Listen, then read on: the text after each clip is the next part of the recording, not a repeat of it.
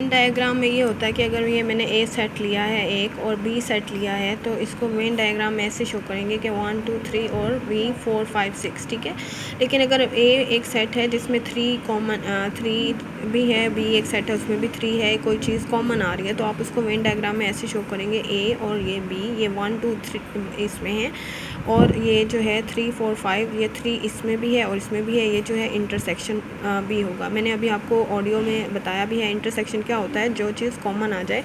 A intersection B कैसे लेते हैं कि कॉमन चीज़ जो होती है उसको ए इंटरसेक्शन बी कहते हैं, ठीक है। और जो यूनियन होता है वो यूनियन क्या होता है, जैसे यूनिवर्सल है, हम लेते हैं 1 2 3 4 5 और 6, ठीक है। तो ये इस तरह से यूनिवर्सल सेट होता है। और इंटरसेक्शन तो ये मैंने आपको यूनिवर्सल और इंटरसेक्शन इसमें बता दिया, जो मैंने ऑडियो में आपको बताया था वो यहाँ पे भी मेंशन कर दिया, ठीक है। इसको वेन डायग्राम में कैसे लिखते हैं कि ए एक सेट है, बी एक सेट है, उसको बस आपने डायग्राम में शो कर देना है। इधर ए एक सेट है, बी एक सेट है, लेकिन इसमें कोई चीज़ कॉमन आ रही है तो वो ओवरलैपिंग होगी, उसके ऊपर जो है वो आप उसको मेंशन कर देंगे कि ये कॉमन आ रहा है तो ये दोनों में है, ठीक है। नेक्स्ट जो है वो है फैक्टोरियल का टॉपिक। फैक्टोरियल जो होता है उसको n फैक्टोरियल से डिनोट करते हैं और ये प्रोडक्ट होती है पॉजिटिव इंटीजर्स की, इसमें नेगेटिव इंटीजर नहीं आता और ज़ीरो नहीं आता। अगर ज़ीरो आ जाए तो ये सारी वैल्यूज जो हैं वो ज़ीरो हो जाएंगी, ठीक है। तो हम 5 फैक्टोरियल जैसे हमने लिया है तो 5 को small digit small positive integers के साथ मल्टीप्लाई कर देंगे। 5 है, 5 को उल्टी गिनती गिनेंगे, 1 तक जाना है, ठीक है, 0 तक नहीं, 1 तक। 0 आ गया तो सारी वैल्यू 0 हो जाएंगी। 5 4 3 2 1 तक जाएंगे, ठीक है, और इनको मल्टीप्लाई करेंगे 120 आ जाएगा। इसी को आप कैलकुलेटर पे भी आप इसको ले सकते हैं। आपके पास जो कैलकुलेटर है उसमें आपने, जैसे ये मेरे पास 5 फैक्टोरियल था 5, अब आपने शिफ्ट दबा के ये देखें इसके ऊपर ना x फैक्टोरियल लिखा हुआ है ऊपर येलो कलर में, तो मैंने ये शिफ्ट दबा के ये बटन प्रेस किया और ये मैंने इज इक्वल टू किया तो 5 फैक्टोरियल का आंसर आ गया 120, ठीक है। तो ऐसे आप इसको जो है कैलकुलेटर्स पे भी ले सकते हैं, लेकिन आपको तरीका आना चाहिए कैलकुलेटर के बगैर भी। अगर 3 फैक्टोरियल है तो 3 को 3 2 1 तक गए हैं तो उसको मल्टीप्लाई करेंगे तो आपके पास 6 आंसर आ जाएगा। 1 फैक्टोरियल हमेशा 1 के बराबर होता है और याद रखिएगा कि 0 फैक्टोरियल भी हमेशा 1 के बराबर होता है, 0 के बराबर नहीं होता, ठीक है। 0 फैक्टोरियल भी हमेशा 1 के इक्वल रखना है, ये रूल है। अच्छा, ये फैक्टोरियल की वैल्यूज़ हो गई। अगर आपके पास इस तरह से क्वेश्चन हो उसके सॉल्व करें 6 फैक्टोरियल ओवर 3 फैक्टोरियल, तो आपकी मर्ज़ी है, आप 6 को 3 तक भी खोल सकते हैं, 2 तक 1 तक जितना खोलना चाहें खोल सकते हैं।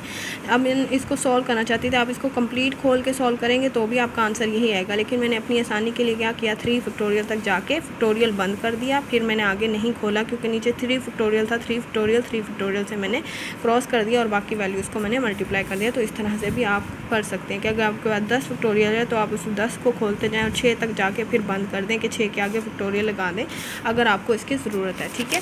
नेक्स्ट हमारा टॉपिक जो है वो है परमोटेशन और कम्बिनेशन का। परमोटेशन और कम्बिनेशन जो है वो जैसे कम्बिनेशन होता है ना वैल्यूज़ का या किसी भी चीज़ का, तो परमोटेशन और कम्बिनेशन की जो डेफिनेशन है वो आपके नोट्स में दी हुई है। उस दोनों सेम डेफिनेशन है, सिर्फ एक पॉइंट का फ़र्क है, वो है ऑर्डर का, ठीक है। ऑर्डर एक डेफिनेशन में है और एक डेफिनेशन में नहीं है, यानी कम्बिनेशन वाली डेफिनेशन में ऑर्डर मैटर नहीं करता और परमोटेशन में ऑर्डर मैटर करता है। इसकी एग्जांपल के लिए मैं आपको एक छोटी सी मिसाल देती हूँ। जैसे आप फ्रूट चाट बनाते हैं, फ्रूट चाट में जो है आप पहले सेब डालें, केला डालें, अनार डालें, कुछ भी, तो उसको फ़र्क नहीं पड़ेगा, वो बनेगी तो फ्रूट चाट ही, तो उसमें ऑर्डर मैटर नहीं करता कि आप पहले केला, सेब या क्या डाल रहे हैं, ठीक है। लेकिन परमोटेशन में फ़र्क पड़ता है। परमोटेशन ऐसी चीज़ें जिसमें फ़र्क पड़े, एक किसी चीज़ के पहले या बाद में आने से फ़र्क पड़े, वहाँ परमोटेशन लगती है। जैसे A, C और T, ये 3 वैल्यूज़ हैं, इनको अगर मैं ACT लिखती हूँ तो ये एक्ट बन जाता है, अगर TAC लिखती हूँ तो कुछ और बन जाता है, अगर CAT लिखती हूँ तो कुछ और बन जाता है। यानी इन वैल्यूज़ के आगे पीछे आने से इनके मीनिंग चेंज हो जाते हैं, तो इनके आगे पीछे आने से फ़र्क पड़ता है। लेकिन ऐसी वैल्यूज़ जिनके आगे पीछे आने से फ़र्क ना पड़ता हो वहाँ कम्बिनेशन लगेगा, और जिनके आगे पीछे आने से फ़र्क पड़ता हो तो वहाँ पे परमोटेशन यूज़ होगी। इसका फार्मूला जो है इसको NPR से डिनोट करते हैं और इसे NCR से डिनोट करते हैं। दोनों का फार्मूला सेम है, सिर्फ यहाँ पे R फैक्टोरियल आता है और यहाँ पे R फैक्टोरियल नहीं आता, ठीक है। N फैक्टोरियल और N-R यहाँ अगर 3p2 दिया हुआ है आपके पास तो 3n की जगह पे है और 2r की जगह पे, तो n की जगह पे 3 लगा दें और r की जगह पे 2 लगा दें। 3 फैक्टोरियल आ गया, 3 माइनस 2 जो है वो 1 होता है, 1 फैक्टोरियल 1 के इक्वल होता है। 3 फैक्टोरियल को मैंने खोला और मेरे पास आंसर 6 आ गया। NCR का फार्मूला ये है, n factorial r factorial n minus r factorial, n की जगह पे 3 है, c की r की जगह पे 2 है।